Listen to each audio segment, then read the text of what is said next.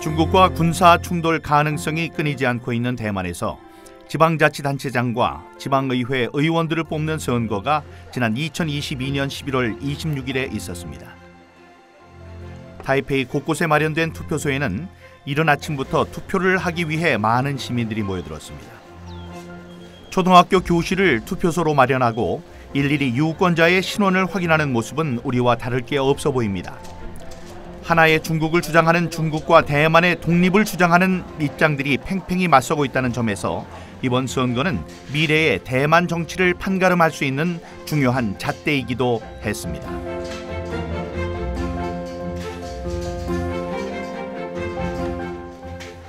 오후 6시 투표 종료 시간이 되자 선거 관리원들의 움직임이 분주해지기 시작했습니다. 그런데 가만히 보니 낯선 풍경이 눈에 들어왔습니다.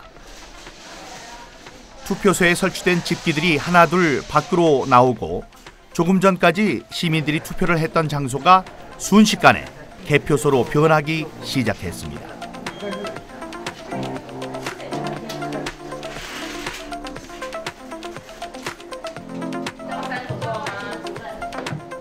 투표소가 개표소로 전환하는 데 걸린 시간은 10분 남짓. 놀랍게도 대만의 투표소에서는 투표함들이 움직이지 않고 있었습니다.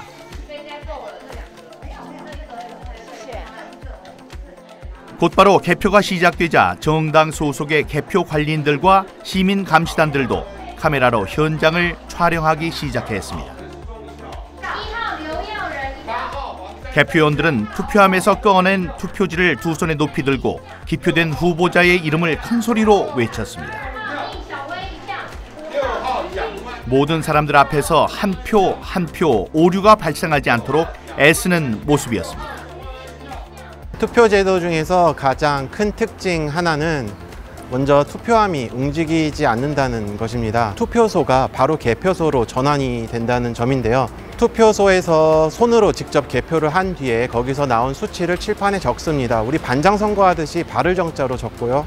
거기서 집계된 표 수는 이제 직접 숫자로 입력이 되어서요. 그 중앙선거정보센터로 전송이 됩니다. 거기에서 다시 집계가 된 뒤 중앙에서 이제 각 언론사로 배포가 되는 형식입니다. 대만의 투표 제도에서 또 하나 흥미로운 점은 표의 집계 역시 일일이 사람의 손에 의해서 이루어지고 있다는 점입니다.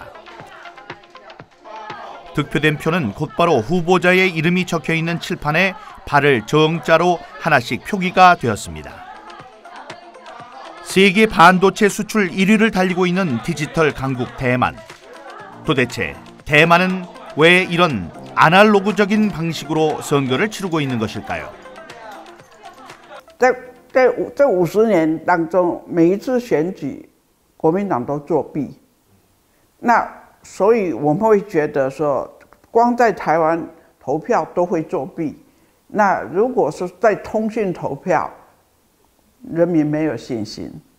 一个是海外，一个是像军中警察、军警，还有这个监狱里面。 假如也可以投票的话，那很可能都作票，所以我们就是一定要亲自投票，投完票立即开，那民众都可以在那里监督。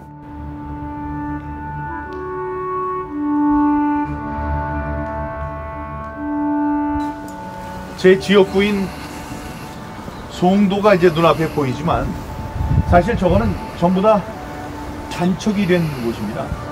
이 전체가 전부 다 바다였죠. 여기를 통해서 인천 상륙작전이 벌어지게 됩니다.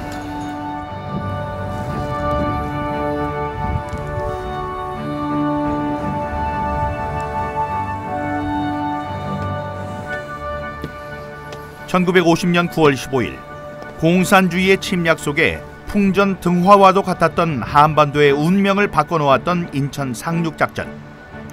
오랜만에 제가 나고 자란 인천의 상징적인 기념물 인천 상륙작전 기념비를 찾았습니다.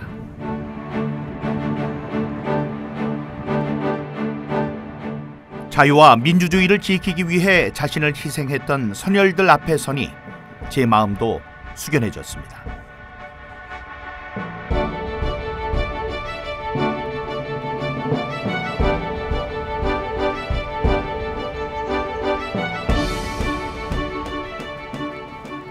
인천은 제가 결혼하기 전에 평생을 살았던 곳입니다. 그리고 처음으로 정치를 하기 위해서 이제 둥지를 튼 곳이기도 하고요.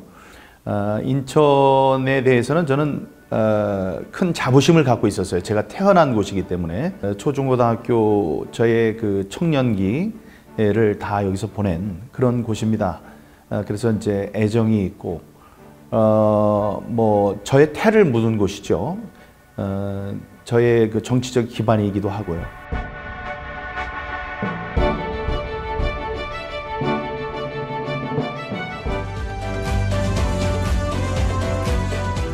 (4.15) 총선은 국회의원 민경욱이 지역구 인천에서 4년 동안 임기를 마치고 재선에 도전하는 순간이었습니다. 뿐만 아니라 그날은 2019년 집권한 문재인 정권의 실정을 심판하는 날이기도 했습니다. 그런데 결과는 예상과 전혀 다르게 나타났습니다. 당선인 알아보겠습니다. 서울 동작갑에서 민주당 김병기 후보가 55점, 인천 연수 을에서는 민주당 정일영 후보가 당선됐습니다. 2020년 4월 15일 그날의 선거 결과가 제 모든 것을 바꿔놓았습니다. 제가 질 수 없는 선거에서 졌습니다. 우파 동네에서 우파 후보는 제가 혼자 나오고 좌파 후보가 둘이 나왔는데 제가 졌습니다. 제 지역구는 24년 동안 우파 후보만 뽑았던 지역입니다. 근데 거기 이렇게 나오면 이거는 표가 분산되기 때문에 누가 나와도 이쪽 혼자 나온 쪽에서 이기게 돼 있거든요. 그리고 10번의 여론조사가 있었는데 10번 다 제가 1등을 했습니다. 그리고 출구조사에서도 1등을 했어요. 근데 새벽에 바뀌었어요. 뒤집어졌어요. 그래서 저는 궁금했어요. 어디에서 졌나? 왜냐하면 제가 알고 있는 게 당일 투표에서는 이겼거든요. 제가. 4.15 총선에서 지면 안 되는 사람, 이를테면 민경욱 같은 경우에는, 민경욱 의원 같은 경우에는 절대 지면 안 되는 사람이었거든요. 질 수가 없는 사람이었는데 지더라고요. 그래서 참 신기하다 이런 생각이 들었고, 여러분, 당일 투표는 이만큼 있고요. 사전 투표는 요만큼 있습니다. 근데 당일 투표 이만큼 있는 것에서 제가 3,000표를 이겼어요. 그러면 당일 투표, 사전 투표 요만큼 있는 거에서는 1,500표쯤 이겨야 돼요. 반이라고 한다면. 근데 어떻게 되냐면 이만큼 있는 당일 투표에서 3,000표를 이기고 요만큼 있는 사전 투표에서 6,000표를 졌습니다. 이건 이상하거든요. 저희는 뭐 이길 거라고 봤죠. 왜냐하면 문재인의 실정이 너무 컸으니까. 근데 결과적으로 졌어요. 그래가지고 지고 나서 제가 그걸 봤는데 통계가 너무 이상한 거예요. 각종 결과들이 이해할 수 없는 그런 상황이었던 거예요. 그래서 이거 좀 심각한데? 부정선거 아닐까라는 생각을 했는데 약간 내부적으로 그 게임 회사 다니는 분이 뭔가 멘트를 줬었어요.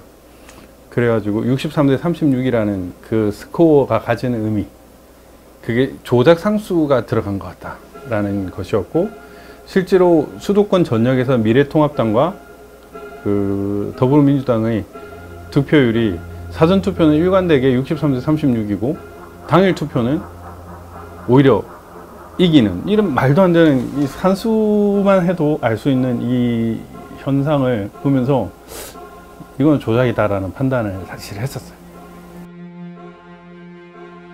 여론조사와 출구조사에서 앞서고 있다가 새벽녘에 사전 투표함이 개봉되면서 결과가 한순간에 역전되었기 때문에 진실이 무엇인지 반드시 확인해야만 했습니다. 0.39, 0.39, 0.39라는 이상한 통계가 3번이 겹쳐 나왔을 때, 그리고 서울, 경기, 인천에 민주당과 미래통합당의 후보들이 전체 얻은 표의 비율이 63대 36, 63대 36, 63대 36으로 3번이 겹쳐 나온다는, 이걸 딱 봤을 때 이거는 저는 예비가 돼 있었기 때문에 이건 무언가 잘못됐고 심각하게 잘못됐다는 것을 바로 알 수 있었죠. 그렇게 저의 부정선거에 대한 싸움은 시작된 겁니다. 지난 5년 문재인이 이루어온 결과는 결코 정의롭지 못했습니다. 여러분, 이제는 4.15 초응선에 납득할 수 없는 결과에 의심을 품기 시작한 국민들이 하나둘씩 거리로 나오기 시작했습니다. 부정선거 투쟁이 본격화되면서 집회에 참가해서 4.15 선거의 진상을 알리는 일은 더욱 중요한 일이 됐습니다. 저들의 조를 녹여버립시다, 여러분! 이 통계를 한국에서 제일 잘하시는 서울대학교 박성현 교수님, 한림원 원장까지 지내신 통계학과 교수님이신데 이분이 그러셨습니다. 이건 두 가지 케이스다. 하나님이 하셨던가 아니면 100% 조작이다. 이 서울에 600개 넘는 동네, 각 동이 있습니다. 동에서 민주당 후보가 항상 사전 투표에서 당일 투표보다 높았습니다. 이게 이기고 지고가 있어야 돼요. 근데 모든 동에서 민주당 후보가 이 사전 투표에서 당일 투표보다 항상 유리했어요. 이걸 갖고 박영하 교수님, 명지대학교의 물리통계학과 교수님께서 뭐라고 그러셨냐. 1000개의 동전을 하늘에 던졌을 때 똑같은 면으로 떨어질 확률과 똑같다고 그랬습니다. 그런 거는 150억 년 이 온 세계가 창조됐을 때부터 지금까지 1초에 한 번씩 던져도 안 나오는 그런 확률입니다. 그렇기 때문에 이게 어떤 하나만 이상하다고 해도 우리가 좀 갸우뚱할 텐데 이상한 게 너무나 많은 거예요. 그래서 이제 그게 다음에 재검표로 이어지고 재검표할 때 증거로서 나오게 되는 겁니다. 우리나라 공직선거법 225조는 선거에서 문제가 있을 경우 180일, 즉 6개월 이내에 판결을 내리도록 돼 있습니다. 하지만 인천 연수구 을 선거구의 경우에는 재검표에만 1년 2개월이란 시간이 걸렸습니다. 법과 규칙이 지켜지지 않고 있었던 것입니다. 재검표 절차를 진행할 때 전자개표기로 한 번씩 표를 다 집어넣거든요. 근데 이 선관위 놈들이 그 직원들을 하면서 이 투표지들이 붙어 있는 것들이 많아요. 가짜 표들을 만들어 놓으니까 이 투표지들이 붙어 있는 것들이 많은데 얘들이 이거를 집어넣으면서 다 하나씩 떼버리는 거예요. 붙어 있는 투표지들을 이렇게 붙어 있으면 이렇게 떼가지고 이렇게 집어넣는 거예요.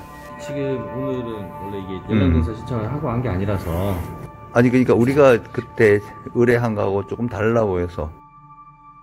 재검표장에서는 정상적인 투표지라고 볼 수 없는 이상한 투표지들이 곳곳에서 나타났습니다. 제가 처음에 그 투표지가 들은 박스를 딱 열으니까 깜짝 놀랐거든요. 왜냐하면 전부 다 투표지가 세 종이 그냥 인쇄에다가 갖다가 거기다 다 쌓아 놓은 거예요. 그 투표 박스에다가 그냥 우리가 말하자면 A4 용지 세 박스 뭐 큰 박스에다 집어넣으면 그런 상태.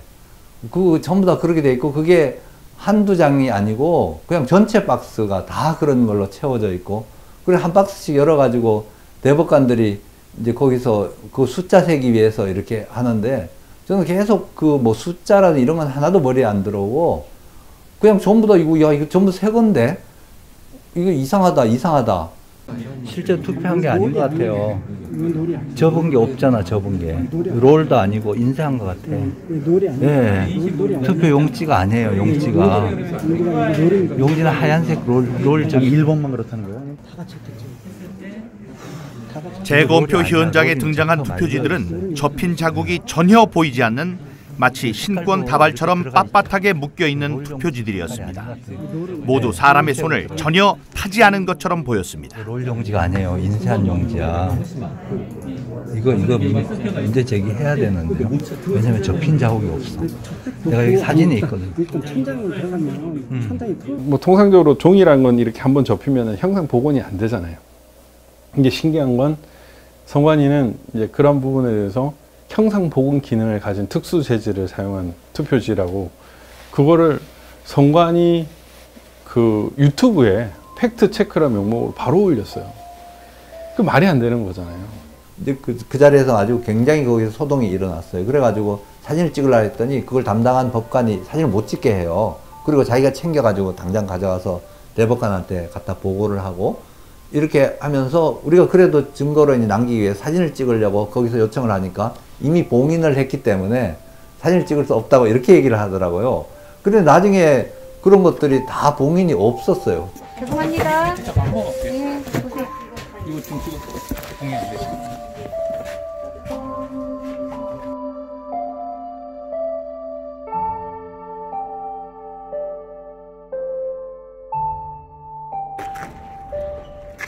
심지어 컨테이너 박스 안에 쌓아놓고 방치된 투표지들도 발견됐습니다. 한적한 컨테이너 창고는 선관위 사무실과 멀리 떨어져 있어서 관리나 감독이 전혀 되지 않는 상황이었습니다.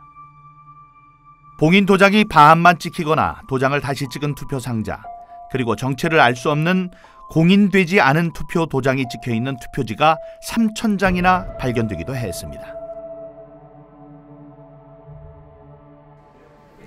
심지어 투표지를 삼립방 상자에 보관한 것도 있었습니다. 국민의 소중한 한 표를 어떻게 이렇게 무성의하게 보관할 수 있는지 납득할 수 없었습니다.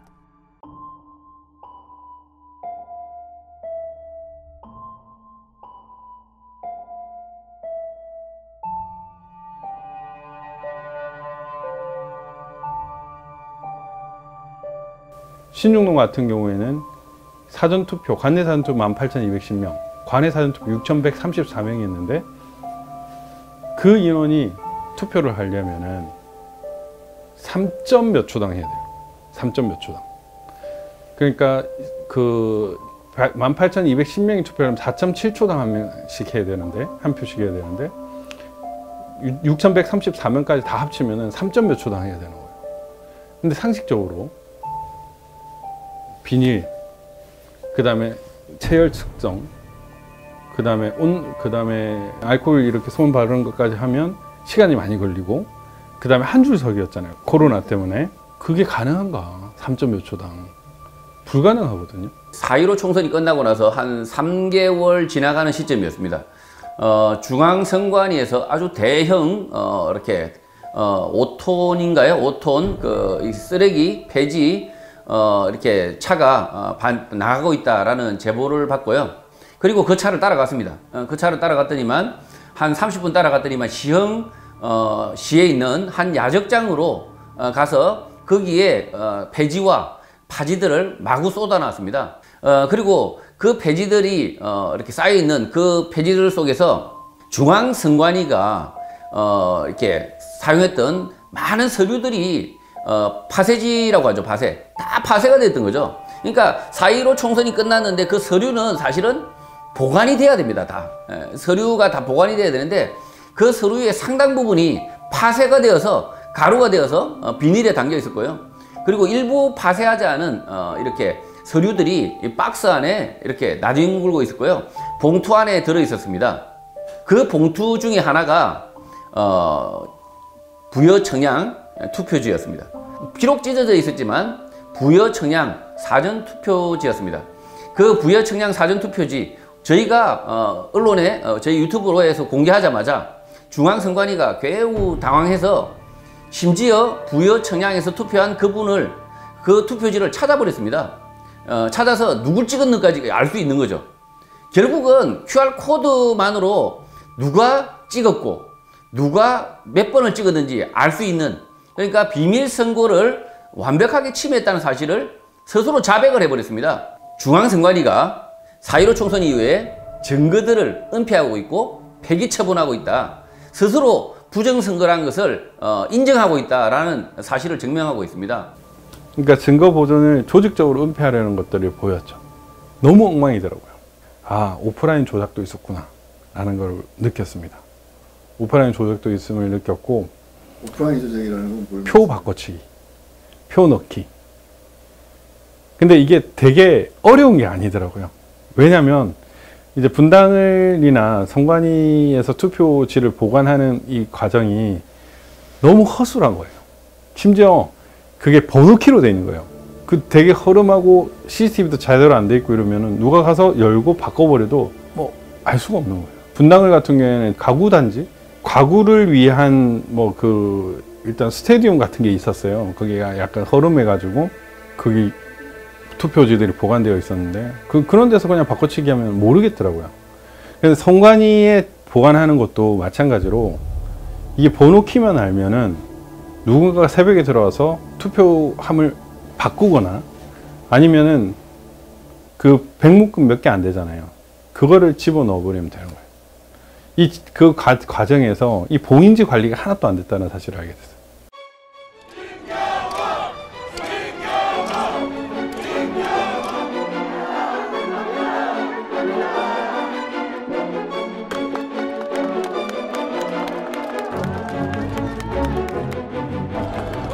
거짓이 참을 이길 수 없고 불의가 정의를 이길 수 없습니다. 따라서 오늘 제가 제기하는 소송은 민주주의를 지키기 위한 저의 투쟁입니다. 대법원 이번 사건을 다룸에 있어서 그 어떤 정치적 압력에도 흔들리지 말고 다만 법과 양심 그리고 민주주의를 지키기 위한 사명감만으로 재판에 임해주기 바랍니다. 중앙선거관리위원회에 요구합니다. 중앙선거관리위원회는 선의의 피해자인지 아니면 부정선거의 주범이며 공범인지 국민들이 지켜볼 것입니다.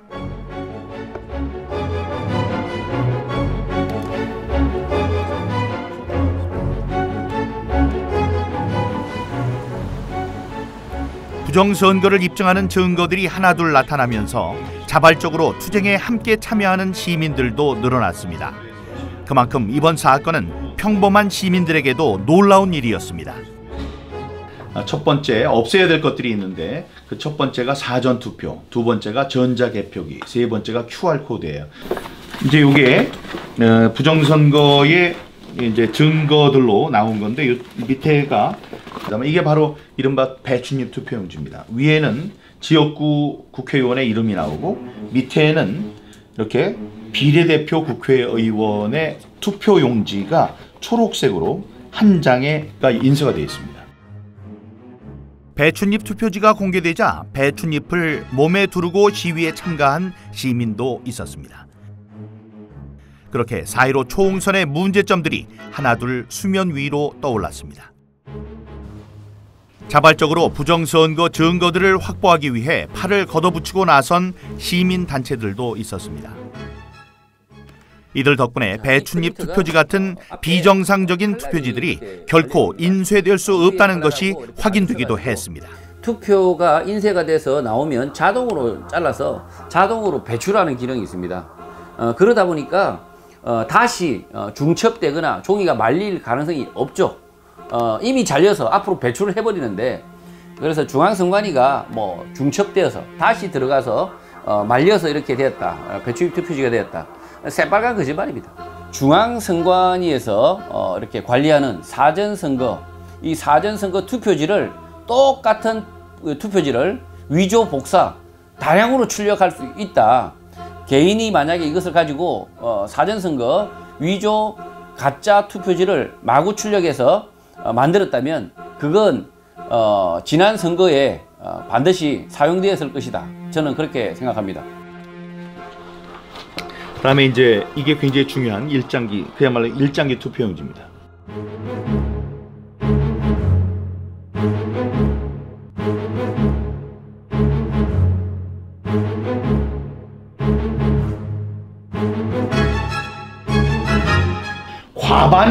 과반수인 1000장이 이렇게 나왔습니다.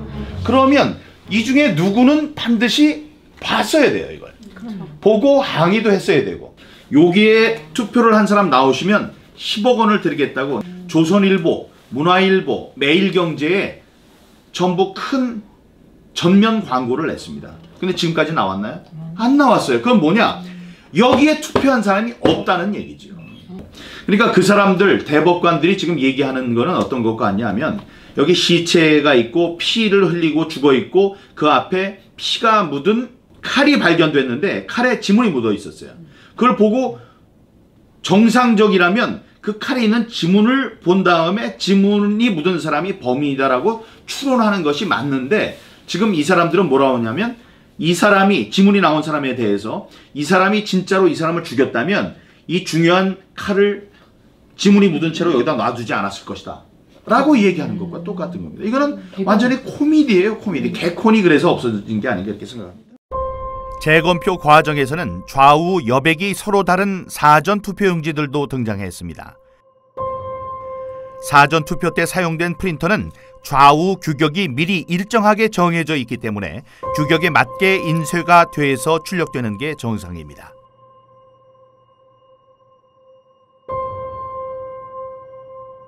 선관위에서 만든 교육용 영상을 보더라도 좌우 규격이 서로 다른 투표지가 인쇄되는 것은 불가능한 것임을 확인할 수 있습니다.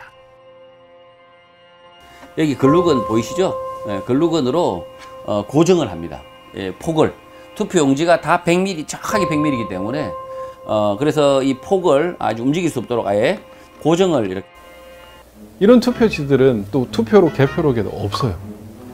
없어가지고 뭐 가짜 투표지들이 나와가지고 이제 사람들이 막 알게 됐죠. 그래서 새로운 국면이 이제 그때 또 다시 진행됐습니다. 실제로 재검표장에서 가짜 투표지 물증들이 나와버려 보니까 여기에 대해서 이제 문제 제기를 또 다시 하기 시작했고, 증거의 구조적 편제라는 표현을 쓰는데요, 법에서.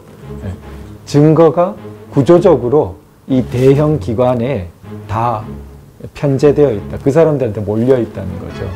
원고는 증거다운 증거를 확보하기 굉장히 어렵게 원래 되어 있다는 거죠. 그 재검에서 많은 증거가 쏟아졌음에도 불구하고 그거를 확인하려고 하는 의지라든가 어떤 기회라든가 이런 거를 갖고 있지 않아요. 부정선거의 의미를 국민들이 좀 심각하게 생각해 줬으면 좋겠어요. 부정선거는 엄연히 우리나라 헌법 제1조 국민의 참정권을 짓밟은 그런 상태거든요. 따라서 이것은 국기문란, 국헌문란.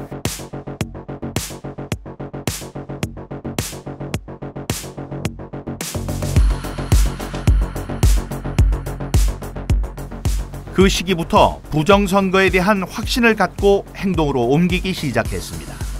투표지를 위조하거나 부정한 방법으로 투표 결과를 조작하는 행위는 법으로 엄격하게 처벌하도록 돼 있습니다. 부정선거의 진상을 규명하는 것이 법을 지키고 수호하는 투쟁이라는 사실을 어떻게든 많은 사람들에게 알려야 했습니다. 이를 위해서 유튜브 등을 통해서 진실을 알리는 작업이 함께 진행됐습니다. 시민들의 자발적인 참여도 줄을 잇기 시작했습니다. 비록 처음에는 소수의 참여에 불과했지만 외롭게 싸움을 하고 있던 저에게는 큰 힘과 용기를 주는 분들이었습니다.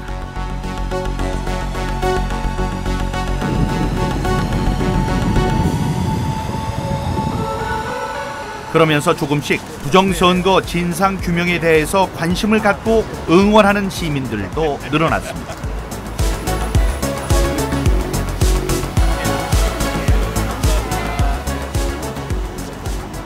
그래도 맨 처음에 2020년도에 부정선거 발생하고 그때 이후로 점차 의식이 많이 변한 거는 확실히 느껴져요.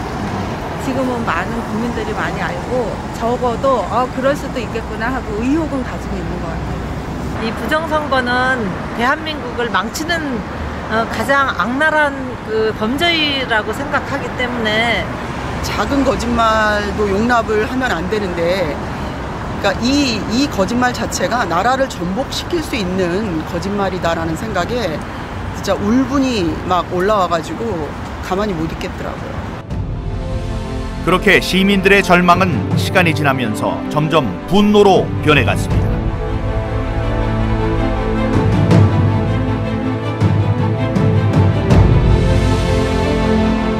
2년 3개월 동안 그야말로 또라이라는 이야기 들으면서 그렇게 살아왔습니다. 그런데 제 마음엔 뭐냐, 이것이야말로 진정한 민심을 듣는 일이고, 또 내가 원하고 내가 믿는 바대로 나의 정치적인 소신을 세상에 펴는 일이다. 지금 제가 있는 이 자태가 뭐 초라하고 남들의 손가락을 받을지 모릅니다. 하지만 저의 마음속에는 자부심이 넘쳐납니다.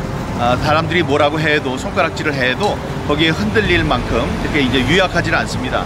이 불굴의 정신으로 내가 태어난 이곳 인천, 특히 저를 지지해서 제가 4년 동안 국회에서 일을 할 수 있는 기회를 주셨던 이분들의 헌법적인 권리인 참정권을 다시 한번 되돌려드리는 이 일에 저의 뭐 인생을 걸고 싶은 그런 심정입니다.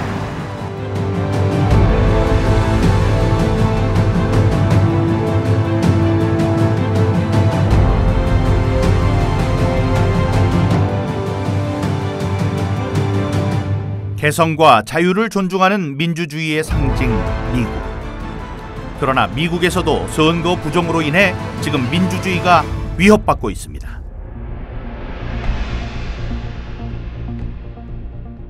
지난 2020년 재선을 노리던 트럼프 대통령은 선거 부정 사태로 인해 재선에 성공하지 못했습니다.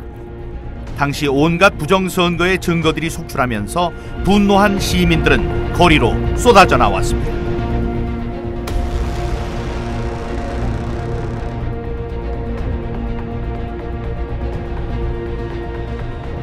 2020년 미국 대선에서 논란이 된 부분 역시 사전선거와 우편투표였습니다. 당시 상황을 잘 보여주고 있는 한 다큐멘터리 영화에서는 부정선거 가담자들이 조작된 투표지들을 갖고 와서 우편투표함에 넣는 장면들이 생생하게 공개되기도 했습니다. 사전선거 투표함에 직접 투표용지를 넣었다는 가담자의 증언은 한마디로 충격적이었습니다.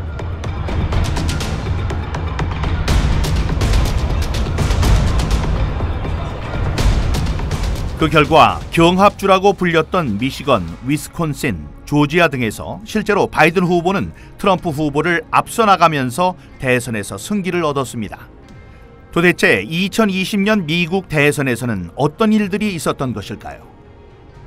I think that we have a time in our society when all of our major institutions have been completely corrupted, and we have a media that doesn't report factual information, is totally corrupted.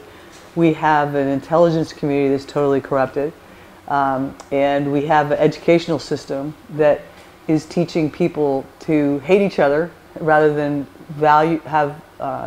uphold and hold dear the very principles from which our country was founded. And I think that we're in a very, very difficult time right now. 이런 상황 속에서 미국의 민주주의를 회복하기 위한 시도들도 일어나고 있습니다. 2023년 1월 워싱턴 DC에서 개최된 March for Life라는 행사에서는 인간의 기본적인 권리인 자유와 민주주의 그리고 생명을 살리는 이 일에 함께 시민들이 힘을 모을 것을 결의했습니다.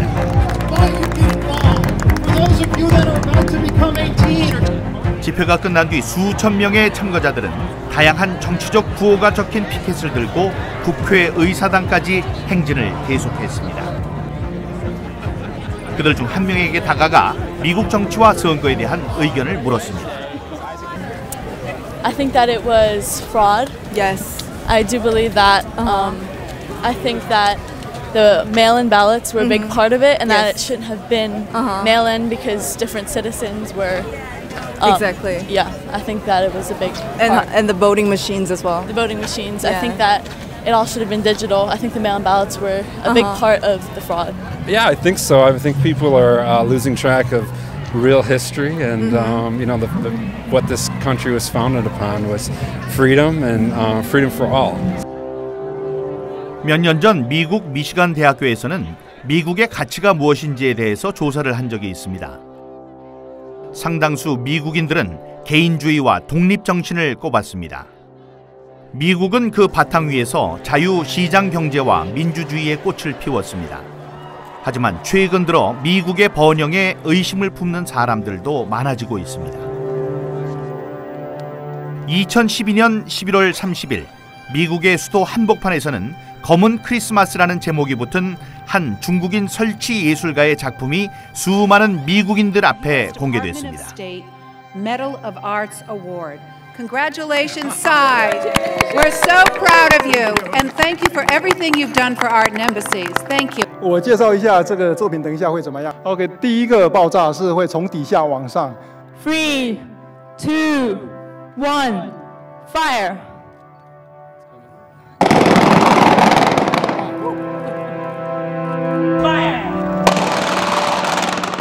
놀랍게도 검은 크리스마스라는 작품은 크리스마스 트리를 화약으로 폭파시키는 것이었습니다.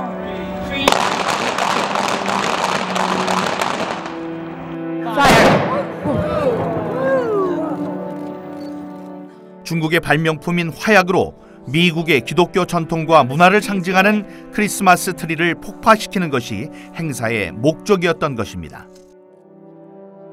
그렇게 며칠 후면 크리스마스를 맞이해서 밝게 불을 밝혀야 할 크리스마스 트리들이 검게 타올랐습니다. Now it looks like a Chinese ink painting. Thank you. 그것은 마치 미국의 가치를 정면으로 부정하는 행위와도 같았습니다.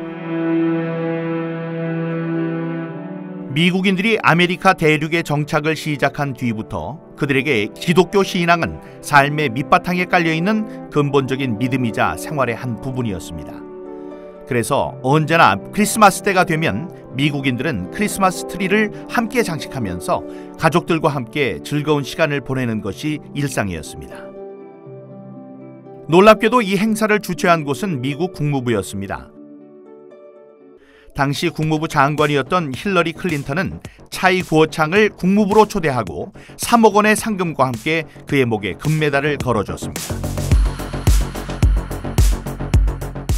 도대체 차이 구어창은 어떤 사람일까요?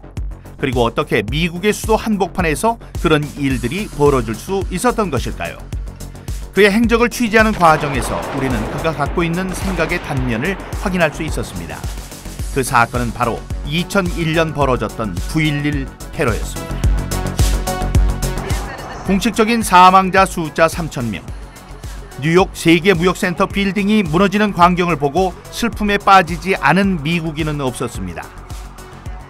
이 비극적인 사건을 당시 TV로 보고 있던 차이 구어창은 다음과 같이 말했다고 합니다.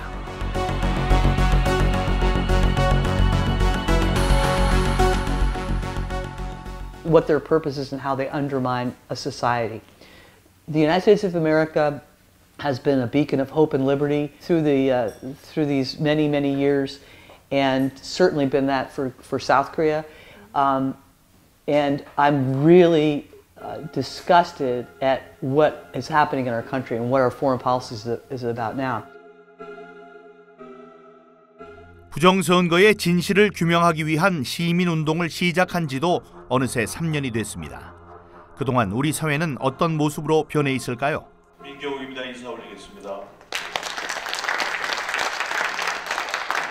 시간이 얼마 남지 않아서 민주당이 도저히 될 수 없는 여러 군데에서 모두 한 군데도 빼놓지 않고 전부 다 출마를 시켰습니다. 전부 다 입후보를 시켰어요. 그런 일이 없었어요. 다음에 그 모든 사람들이 14.7 경북 경주시만 빼놓고 253개 전체에서 전부 다 15%가 넘었습니다. 이런 선거 결과는 이전에 볼 수 없었던 기이한 현상이었습니다. 4.15 총선 당시 더불어민주당의 사전 득표율과 당일 득표율의 비중 그래프를 보면 한 지점에서 겹치는 것을 볼 수 있습니다. 민주당이 당일 득표율 50%를 얻는 자리입니다. 50% 이상이면 거의 무조건 당선되는 지역들이기도 합니다. 2016년 20대 총선의 경우 사전 투표와 당일 투표가 여러 곳에서 겹치는 것을 볼 수 있는데 이런 게 정상적인 모습입니다. 그런데 4.15 총선 때 민주당 지지율이 낮은 지역에서 사전 투표 때 거의 모든 사람들이 민주당을 찍었습니다. 누군가 의도적으로 조작하지 않는 이상 이런 결과는 나올 수가 없는 것입니다. 그냥 그 선거 치른 그 당일날 그 결과를 보면서 너무 솔직히 예상했던 선거 결과랑 너무 다른 결과가 펼쳐졌잖아요. 그래서 180석이라는 거는 이제 새벽에 발표가 되긴 했지만은 흔히 이제 저희가 알고 있는 유명하신 그 국힘당 사람들이 대부분 다 선거에서 패배를 하면서 솔직히 이제 충격을 먹었어요. 그날 밤 새벽에 충격을 먹고 도무지 이제 납득할 만한 결과가 아니라서 이거는 뭔가가 있다라고 생각을 해서 차분히 이제 들떠보기 시작을 한 거죠. 그래서 이제 그 선거 결과 데이터를 처음에는 한 개, 두 개 지역구들을 보다 보니까 좀 희한한 이제 패턴이 눈에 보일 것 같는데 그때 이제 마침 인터넷에서 이제 전체 지역구의 데이터를 보게 되면서 아 이거는 뭔가가 문제가 있다라는 거를 이제 그냥 직감적으로 느꼈고 좀 특이한 이제 규칙성이라든지 그런 것들이 눈에 보이기 시작을 했던 거죠. 2019년 한 음악 방송에서 발생한 투표 순위 조작 사건 역시 시청자들이 투표 결과에서 이상한 수치들이 반복적으로 등장하는 것을 보고 의심을 하면서 시작됐습니다. 1위부터 11위 사이에 무려 5번이나 29,978표가 반복적으로 나타났던 것입니다. 조작된 결과다, 어떤 인위적인 결과다라고 얘기를 한다면은 자연적인 숫자에서 발견할 수 없는 어떠한 규칙성들이 분명히 있을 거라고 저는 생각을 했거든요. 검찰 조사 결과 인위적인 설정값이 총 5가지 이상이 나왔어요. 만약에 이 4.15 선거도 누군가에 의해서 인위적으로 했다라면은 그 프로듀스 101처럼 그 소수점까지 떨어지는 어떠한 그 항등식이 있지 않을까. 로이 김 씨의 예상은 적중했습니다. 253개 전체 선거구를 득표율에 따라 16개의 지역구로 배열한 뒤에 그 속에 숨어있는 문자의 배열을 찾아낼 수 있었던 것입니다. 그가 찾아낸 문자는 Follow the Party, 바로 해커의 지문이었습니다. 그런데 Follow the Party 이런 게 제목으로 있는 이메일들이 있더라고요. 그래서 뭔가 다른 것들을 먼저 이제 체크를 하고 그건 이제 제껴놓고 있었습니다. 뭔지 몰라서. 근데 한참 있으면서 이게 뭔데 이렇게 자꾸 이런 걸 보내나 하고 봤다가 제가 소스라치게 놀랐습니다. Follow the Party, 그것은 영원 근당주, 영원히 당과 함께 가자는 뜻의 중국 공산당 구호였습니다.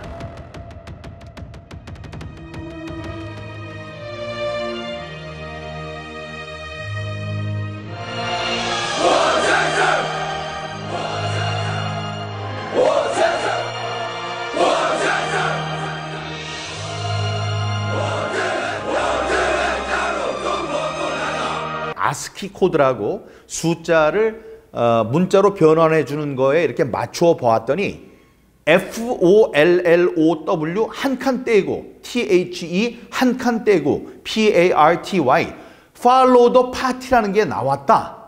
근데 Follow the Party가 뭔가 봤더니 영원 근당주, 영원히 당과 함께 달려라. 암호가 해커의 지문이 이 숫자 배열 속에 들어있다는 얘기였습니다. 이거는 정말로 충격적인 내용이었어요.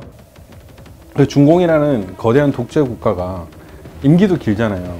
그 임기를 길고 뭐 통일 전술이나 이런 것들을 이용해서 각 나라를 어떻게 먹을지를 생각을 하고 있는 것 같다는 생각이 들고, 이 선거라는 거를 이용해서 얘들이 이제 침략을 하는구나.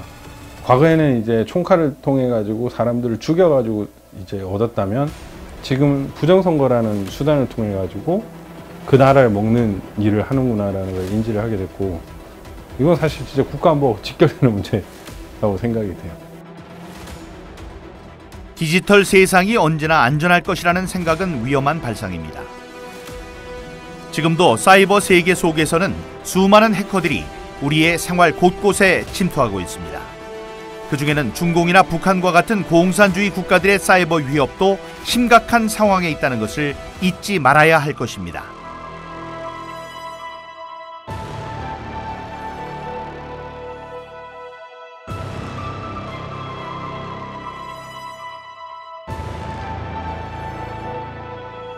나라에 주권이 왔다 갔다 하는 대법관을 50억에 매수할 수 있으면은, 그러면은 중국 같은 나라가 한국 얼마나 우습게 보겠냐.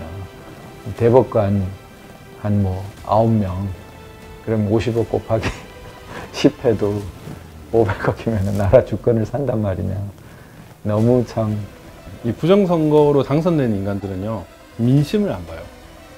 민심을 안 보니까 어차피 조작하면 되는 거니까 그 자기들을 뽑아준 그 조작꾼들만 말을 듣거든요. 그러면은 결국에는 법이 잘못되는 것이고 그 나라를 팔아먹는다는 거죠. 그래서 이 사회적 비용은 어마어마하죠, 이거는. 이렇게 우리가 알지 못하는 통로를 통해서 이상한 숫자들이 막 나오고 표가 바뀌고 그것을 사람들이 알지 못하게 하고 검증이 안 되게 하고 이러는 피해보다 더 클까요? 생각해 보십시오. 대만이나 일본, 캐나다, 독일, 오스트리아 이런 데가 우리보다 디지털 역량이 떨어져서 그걸 안 하겠습니까? 신속한 것보다는 정확한 게 낫다. 단 한 번의 오류도 있으면 안 됩니다. 그래서 우리가 이 디지털보다는 아날로그 방식으로 가야 되는 거거든요.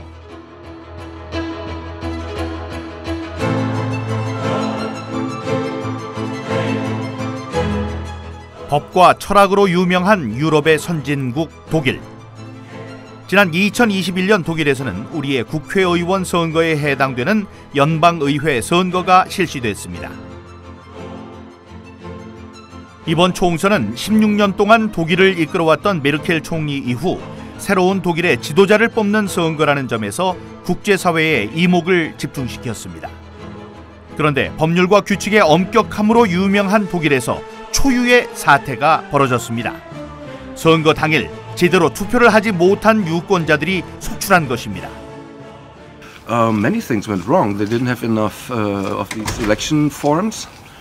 They got delivered too late. Some of these places had to stay open 2 hours more, I think, until 8 o'clock in the evening. And some people didn't have a chance to vote because the line was too long. They've been waiting for hours, and then the local closed, and they couldn't vote. So, if not everybody has the chance to vote, then it's not a fair election. I think it was a little bit chaotic. There was a marathon going on in Berlin, which made it, harder to, I think, organize the elections. And also, there were a lot of administrative problems, apparently. So, yeah, they needed to do it again. 게다가 선거 당일인 9월 26일에는 베를린 국제 마라톤 대회가 열려 도심 곳곳에서 선거 진행에 혼선이 생기기도 했습니다. 심지어 투표지 운송이 제때 이루어지지 않아서 투표를 하지 못한 채 돌아간 사람들도 많았습니다. 말 그대로 독일 선거 역사상 초유의 사태가 벌어진 것입니다. 독일 정부와 정치권은 상황을 심각하게 받아들였습니다. 선거에 결함이 발생한 것에 대해서 독일 연방헌법재판소에서는 신속하게 베를린시에 한해서 재선거를 실시하라는 판결을 내렸습니다. Die Häufigkeit und Schwere der Wahlfehler führt nach Auffassung des Verfassungsgerichtshofs zu der einzigen Möglichkeit, dass nämlich die Wahlen in ganz Berlin wiederholt werden müssen. 독일 연방헌법재판소의 베를린 재선거 결정은 3인당 출신의 기파이 베를린 시장에게는 정치적으로 큰 타격이었습니다. 여기에 2023년 새해 벌어진 불꽃놀이 폭동 사태로 불안정한 치안이 문제가 되면서 상황은 더욱 복잡하게 흘러갔습니다. 그동안 베를린은 경기 불황, 실업자 문제, 그리고 난민 수용에 대한 시민들의 불만이 높아가던 상황이었습니다. 재선거 당일인 2월 12일 아침부터 베를린 시민들은 차분한 분위기 속에 투표장으로 향했습니다. 독일인들에게 이번 베를린 선거는 민주주의와 선거의 중요성을 다시금 일깨우는 소중한 시간이 되고 있었습니다. 재선거 결과는 보수 우파 정당 기민당의 압승으로 나타났습니다. 22년 만에 처음으로 좌파 정당에서 우파 정당으로 정권이 교체되는 결과를 가져왔습니다. 재선거를 치르지 않았다면 이와 같은 정치적 변화는 기대하기 어려웠을 것입니다. People lose trust in some of the leaders. Then it's only fair that there's political change. 한편 독일에서는 2000년대 초부터 선거에 사용되었던 전자투표기에 대해서도 뜨거운 논쟁이 벌어졌습니다. 편리함과 신속함을 위해 사용된 전자투표기가 개표 오류나 선거 결과의 조작 여부를 판단할 수 없다는 것이 중요한 쟁점이었습니다. 그리고 그 결과 2009년 독일 연방헌법재판소는 선거에 사용되는 모든 전자투표기의 사용에 대해서도 위헌 판결을 내렸습니다. 모든 선거는 공개적으로 심사돼야 하고 선거 결과에 대한 검증이 명확하게 이루어져야 한다는 것이 판결의 이유였습니다.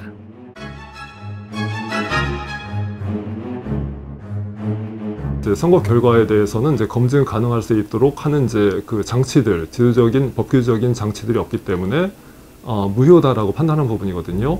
오프라인상의 이제 선거상의 문제점만을 생각해 왔었는데 이제는 이제 그 온라인상에는 더 쉽다라는 점을 인식해야 되겠고 중앙선거 관련해 이제 규칙을 보면 굉장히 이제 원칙적인 부분만 되어 있고 2009년 독일 헌재의 판단과 같이 선거 절차를 제어한다거나 선거 결과를 검증할 수 있는 장치들이 전혀 없습니다.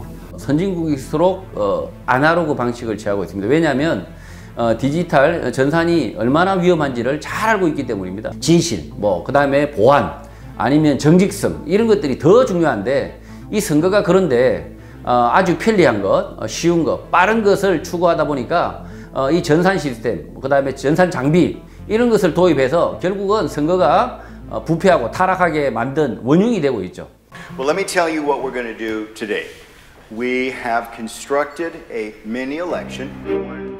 2012년 미국에서는 전자투표기의 위험성에 대해서 시민들이 직접 참여하는 모의 투표가 실시됐습니다.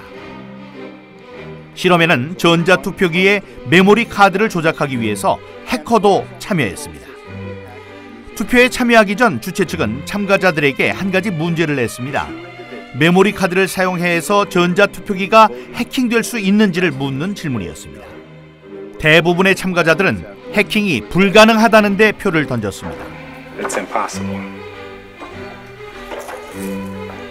So I vote no. I'm going to mark this ballot no.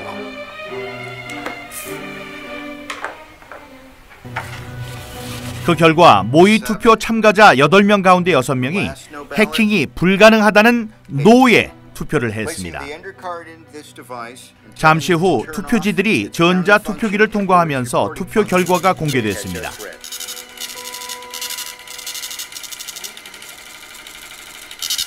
놀랍게도 결과는 정반대로 나왔습니다.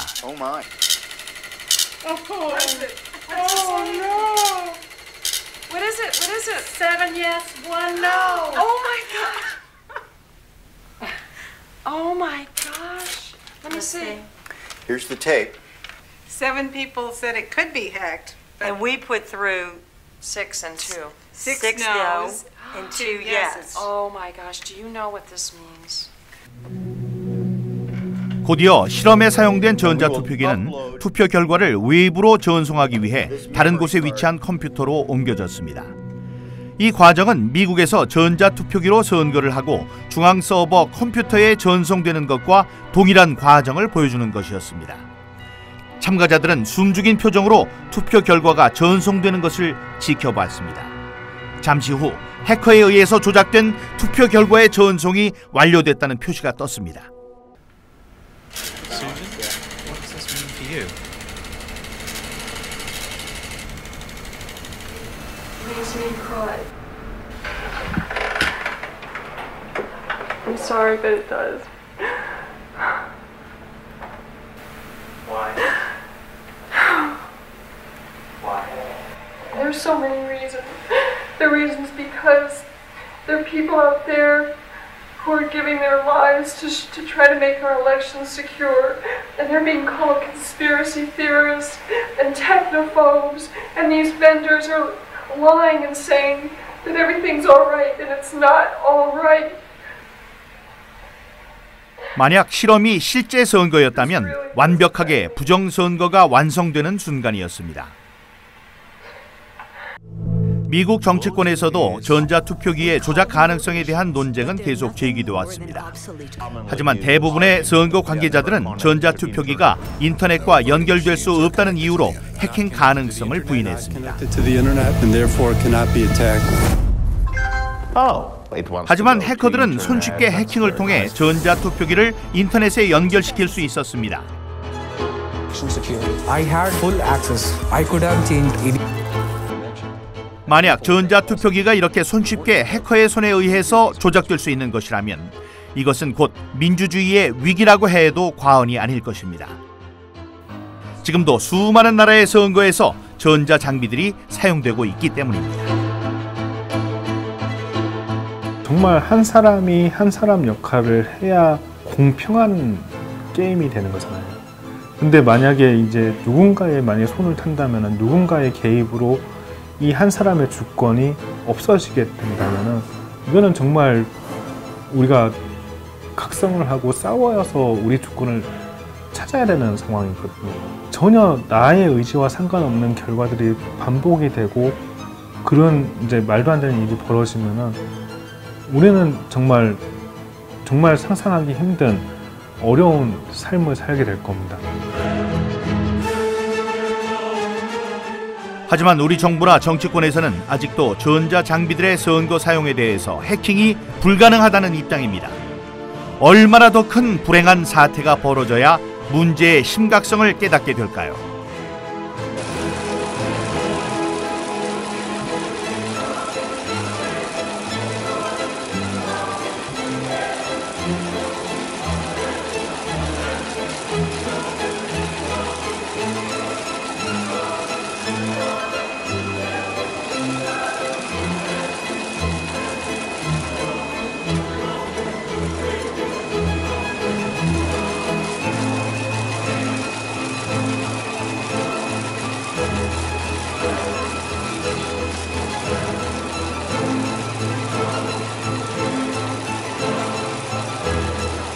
이러한 이제 전산 장치의 적법성에 대해서 입증 책임은 원고에게 있는 것이 아니고 국가기관인 중앙선거관리위원회의 전산 조직, 전자투표를 위한 전산 조직의 그 적법성에 대한 입증 책임이 있다라는 주장을 했었던 부분이고요.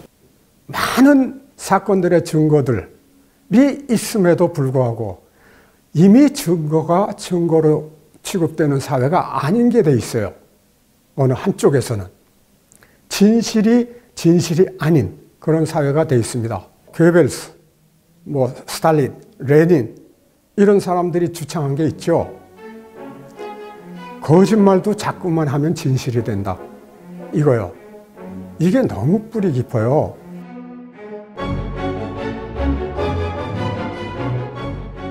결국 부정선거 진상규명을 위해 거리로 나선 것은 시민들이었습니다.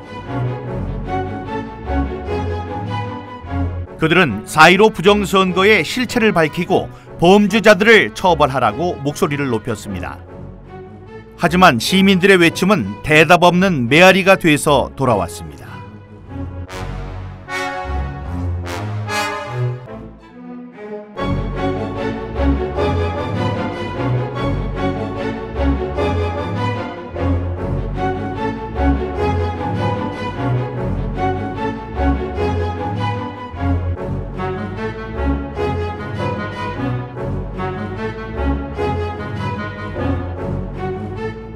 원고가 이런 부정선거 범행의 주체와 일시와 경위를 특정하지 못했기 때문에 이거는 원고의 입증 부족으로 패소를 선고한다. 수사권도 없는 원고에게 어디서 주체랑 일시 방법을 다 특정해가지고 오라는 건지, 애초에 그렇게 틀을 딱 세워 놓으면은 패소시키겠다는 결론을 세워두고 있는 거랑 마찬가지죠. 그 대법원에서 이제 선거부의 소송의 이제 선거 결과를 떠나서 이미 이제 그 과정에서 많은 것이 확인이 됐다. 그래서 진실이라는 역사의 무대에서 우리는 대법원 선거 결과는 다른 이미 승자다라는 생각을 하고 있습니다. 마지막으로 제가 상정한 것이 제도권 투쟁이거든요. 제도권 투쟁은 제도권 안에 있는 사람에 대한 설득을 통해서 이 문제 해결을 바라는 것과, 또 제가 직접 제도권에 들어가서 저나 아니면 부정선거를 주장하고 있는 몇몇 분들이 정치권에, 제도권에 들어가서 직접 해결을 한다면, 법을 고치고 다음에 책임 있는 사람들에게 질문을 하고 추궁을 하고 이러면서 이제 진실을 찾아가는 그런 활동을 한다면 그것이 100배, 1000배 더 힘 있는 활동이 될 것이다. 2020년 4월 15일 대한민국에서 벌어졌던 부정선거는 정치인 민경욱의 삶에 족쇄를 채웠습니다. 하지만 시련과 고통 속에서도 부정선거의 진상을 규명하는 이 일을 포기할 수 없는 이유가 있습니다. 그러니까 저쪽에서 지금 보이는 저쪽이 전부 다 바다였어요. 바다였는데 거기에서 이제 포를 쏘면서 상륙작전이 이제 시작된 거죠. 지금 선거 제도의 위기가 온 것도 자유민주주의의 위기거든요. 제2의 6.25라고 얘기하는 이유가 바로 거기에 있죠. 자유민주주의를 지키기 위해서 많은 사람들이 피를 흘리고 희생을 했듯이 이번 싸움도 치열한 싸움이고 우리의 이제 희생정신이 있어야 된다고 생각합니다. 1950년 한국전쟁 당시 인천 상륙작전의 성공 확률은 5,000분의 1에 불과했습니다. 하지만 이 작전은 대한민국의 자유와 민주주의를 지키기 위한 희망의 등대였습니다. 부정선거를 폭로하고 민주주의를 지키려는 노력은 그보다 더 어려울 수 있지만 여기서 멈출 수는 없습니다. 그것은 우리의 명예, 양심, 그리고 자라나는 우리 후손들의 미래이기 때문입니다.